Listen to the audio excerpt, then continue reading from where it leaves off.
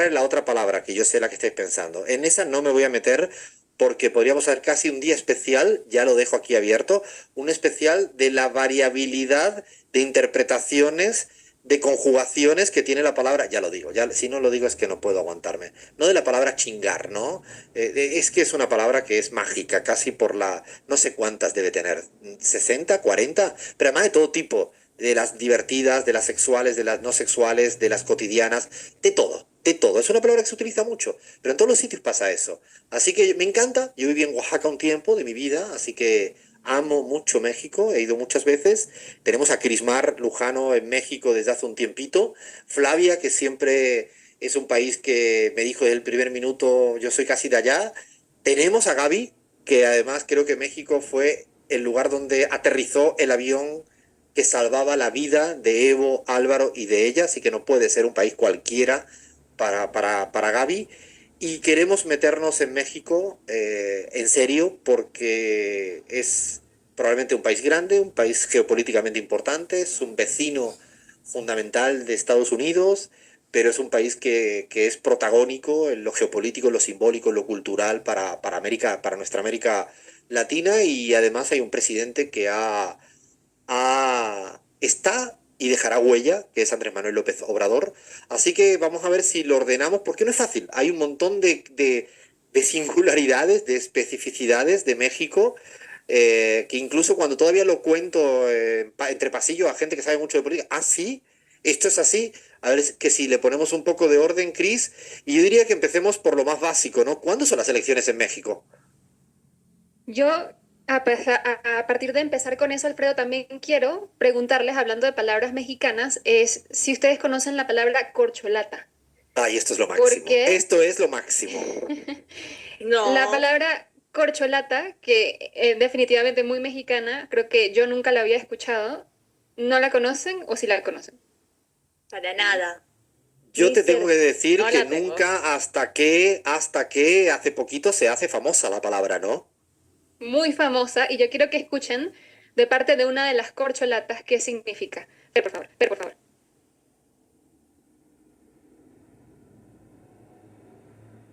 Una manera de, en vez de hablar de destape, pues se habla de corcholatas, ¿no? Entonces no lo veo mal, es algo que lo utilizó el presidente de la República y es una manera de mencionar que se acabó el estilo del tapado que existía durante mucho tiempo. Pues claro que estamos preparados, pero ya habrá su tiempo para todo.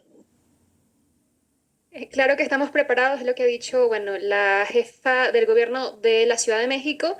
¿Y a qué se refiere? Se refiere justamente a las elecciones que van a pasar muy, muy pronto. Estamos justamente a un año, pero ya el proceso, bueno, empieza básicamente desde este mismo mes en el que se van a empezar a decidir quiénes van a ir quiénes van a ser los candidatos, ¿no?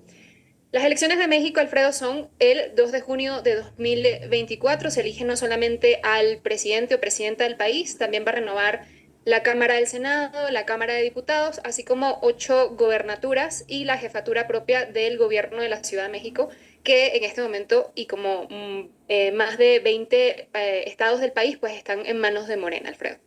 Te quisiera preguntar de las elecciones del 2018, que fueron las últimas. Primero son sexenios en México, para ir un poco ordenando, porque ya es diferente al resto de países de América Latina. ¿Hay segunda vuelta? Primera pregunta que te hago respecto para saber quién ganaría en junio del 2024. ¿Cuáles son las exigencias constitucionales para ser el nuevo presidente o presidenta? Bueno, en principio, que el presidente o la presidenta, bueno, se vota a través de voto universal y directo. No hay segunda vuelta, es junto a Honduras, Panamá, Paraguay y Venezuela el único país en América Latina donde no hay segunda vuelta. Prevalece en este sentido esto de la mayoría relativa, es decir, que gana quien obtiene el mayor número de votos sin importar además la cantidad de personas que participe en las elecciones, es decir, no necesita un mínimo de participación. Y es un cargo que dura solamente 6 años, no tiene la posibilidad de reelección, por lo menos no reelección ni inmediata, y esto aplica en los casos en los que haya presidentes en los que también se hayan desempeñado como internos o no interinos, provisionales, sustitutos, aplica para todos en el cargo. En las elecciones del 2018 ganó AMLO, Andrés Manuel López Obrador, por un resultado aplastante. Es decir, hubiera bastado ganar por un voto más que su perseguidor, pero ganó por muchísimo, ¿no, Cris?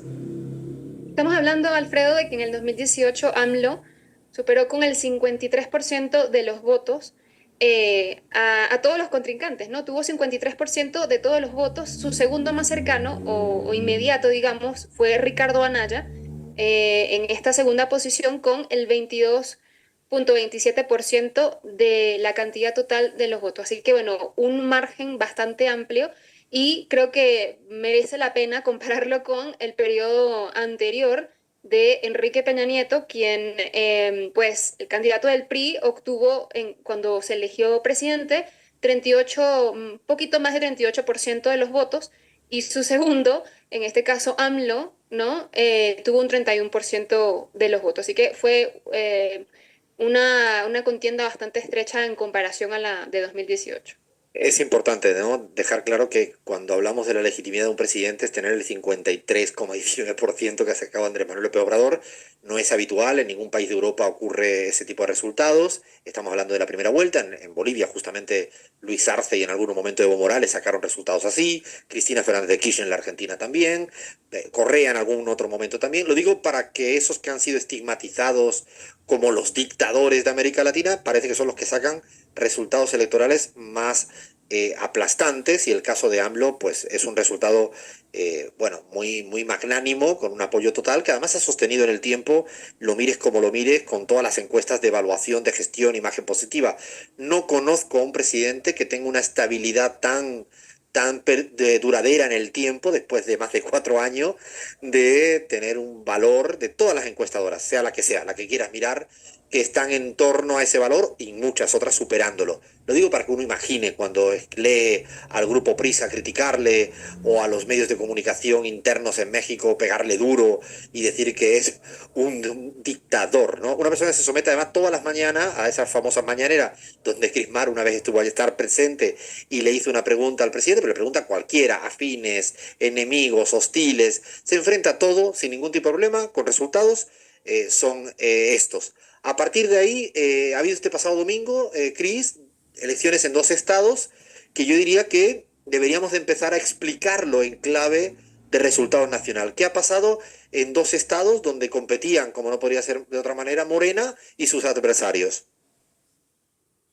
Así es, Alfredo. Este pasado domingo, bueno, hubo una elección muy importante de dos estados claves para componer, digamos, el mapa político y electoral de lo que va a ser las elecciones de 2024.